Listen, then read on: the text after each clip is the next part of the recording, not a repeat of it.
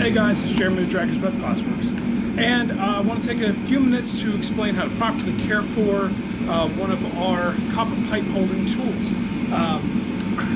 We've sold several of these, and this is sort of care and feeding instructions, because while these work really well, and I've used this particular one on hundreds of pieces at this point, they do need to be maintained and properly used, or you're not going to get the most out of them. So we're going to show you exactly how to properly use and take care of these. All right, thanks guys, enjoy. So when it comes to properly maintaining the pipe holders, just a couple other quick things I want to say.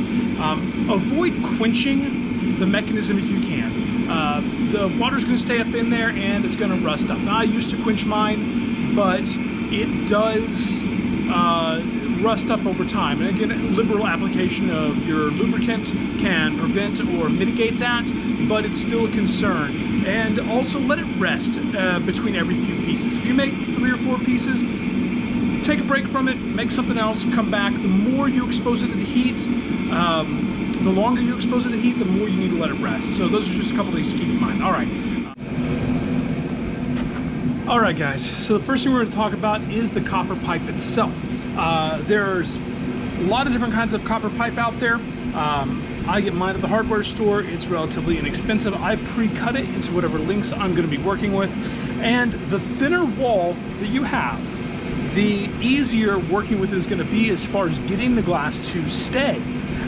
But the thinner wall that it is, the more aware you have to be of it bending and deforming due to the heat of your glass and your furnace. So I find this here is a good size for me. But you're gonna have to figure out for yourself exactly what you want to be using for your projects.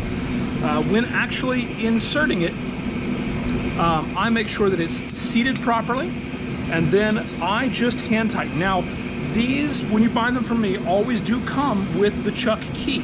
And if you prefer to tighten them down with the chuck key, that is fine. However, I like to be able to just grab a cloth or a glove and quickly loosen it by hand. And so I find the chuck key is not very helpful. Now, if you're going to be grabbing and pulling on your glass on the end of this a lot, tightening down with the chuck key might be a good idea. But just remember that the thinner your copper pipe is, the more likely you are to crush it if you over tighten your chuck. All right, so that's a really important thing to remember. Let's move on to the next thing. And go. So next, we're going to be talking about preheating your copper pipe before you apply the glass. Now, there's 2 different ways to do this. The simplest way, it's kind of the fire and forget way. You just put it in on your pipe warmer, heat it up. I advise against that, mainly because the more you expose this mechanism to the heat, the looser the internals become, and the more it resists you when you want to open and close the mechanism. Now, this is all steel parts inside, and so it's not going to melt or fall apart and fail in that way. But you do have to keep it properly lubricated, and the more you heat it up, the more that lubrication burns away. And over time, if you work outdoors like I do, this is going to rust up on you.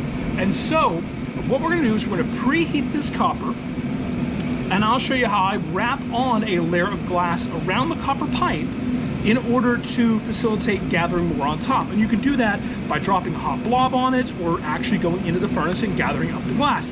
Now, that can have some consequences of its own, and I'll talk about those shortly. So let's take a look at how we preheat this. All right guys, so what we're doing here, if you can hear me over the torch, we are preheating this copper. Now see the patina change?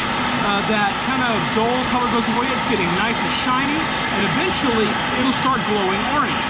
When Amber here pulls that torch away, pull it away for a second, Amber, you can see it fades very quickly. Go ahead and go right back on. So this really does need the help of an assistant, one person to torch this while the wrap is coming. There's ways to do it yourself, and I do it myself pretty frequently, but for ease of use, Amber's helping me out.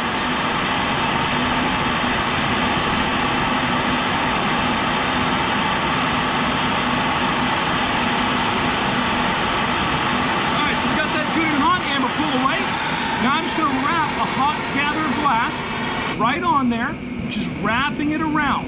I I'm generally, for the style of work I do, not overly worried about really clean looking connection, because I kind of hide all that anyway.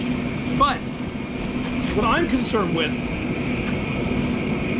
is making sure that that is really fused on there. Now, because we preheated the copper, that glass is not going to go anywhere. I find it very helpful to make sure I cover the opening. Again, it doesn't matter if it's bent or divoted, because I'm going to put more glass on top of this. And now I can go in for a quick second gather without overexposing this to the heat, or I can drop a big hot blob on there, or pick a cookie up off the marver, depending on what I'm making. That was it. Let's talk about one of the things that can go wrong when you overexpose this to the heat. Now, it's nothing that's going to permanently damage it, but this piece here, this piece right here, can separate from the overall mechanism. Now, what will happen is this will slide up and down, and that's okay. It's not really a problem, but it could panic you the first time it happens. So,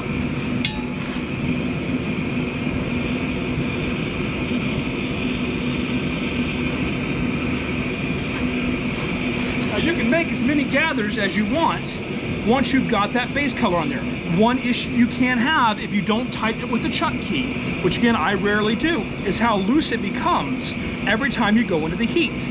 So you want to be mindful of that. Always check your chuck before you start working. Now I'm going to need more glass than this. I'm going to make a quick flower out of this so I don't waste the copper pipe. Once you've put glass on that copper pipe, if you abandon ship in the middle of the piece, that copper pipe is wasted. So you want to make sure that you are happy with it before you move on.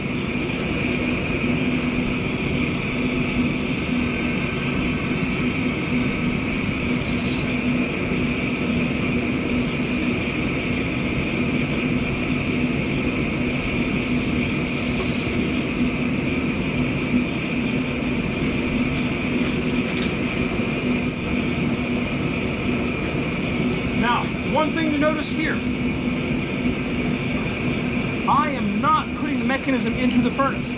I am keeping that color right inside the door, but I'm trying not. If you occasionally go into flash, that's okay.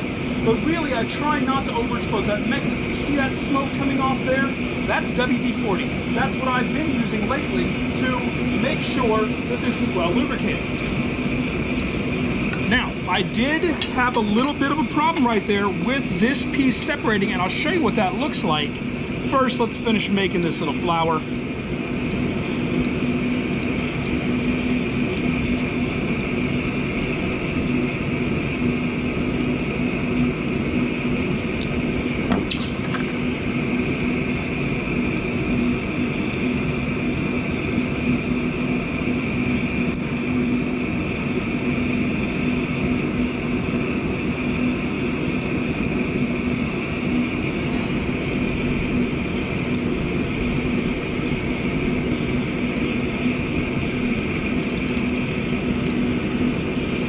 So, simple little garden flower there. They take me almost no time at all. People really do enjoy these.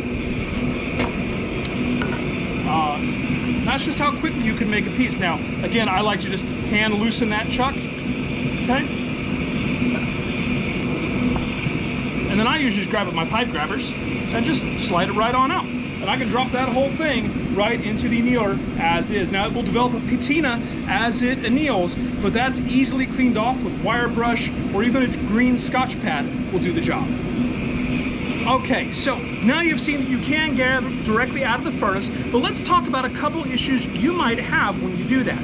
Now, I do have some issues with this particular one that you will not have, and that's because of the way this is all put together. But I have changed my design since I built this one, and so you're not going to have some of the same problems I do.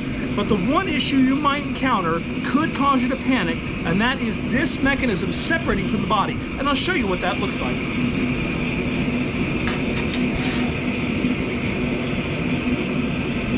So this entire thing is made out of steel, but different kinds. And so what can happen is they heat up differently and they separate. And we don't want that to happen, as you can see, but it's really easy. When that does happen, if you've had it happen and there's no pushing it back on with the glove, because it has already cooled, the easy solution to this is just put it back in the furnace, let it heat up for a few seconds, and then when you come back out, just jiggle it until it falls into place. Let it cool down, and then everything will be back where it belongs. This is the nature of these chucks. They were not designed for this, and in order to get this to turn on its ball bearings, it's made of a different kind of steel and different parts, and it's just going to loosen up. It's a really easy fix. It still works perfectly. As I said, I have made well over 100 pieces with this pipe, and it still functions perfectly. And so just be aware that when you are working, if that does separate right there, it's really easy to fix, it's really easy to take care of, and it is not a long-term problem. Now, the last thing you really need to know about this is lubrication. And let me go ahead and grab and show you what I use. Guys, here we go. I prefer WD-40. However, any non-flammable lubricant works well.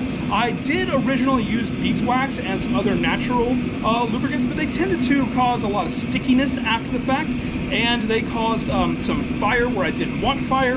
And while beeswax smells really good, having your tool on fire isn't always the best choice. So really easy to lubricate.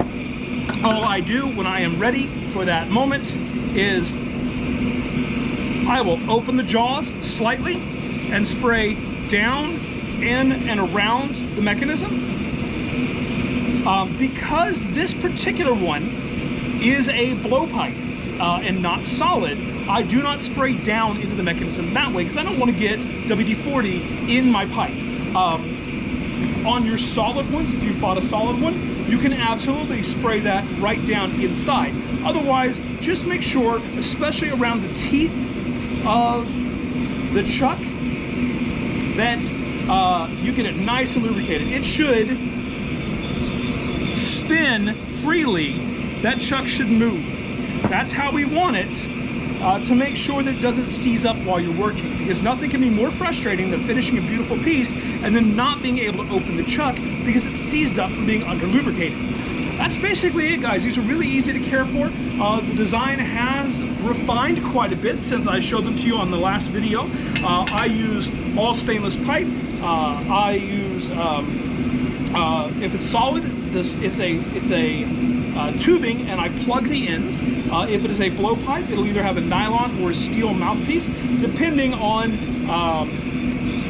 what I had available for supplies that day. If you guys have any questions about caring for your tool, message me, email me, call me. You have my contact information if you have purchased one of these. Thank you so much, and I hope you've enjoyed working with your new tool. Thanks a lot.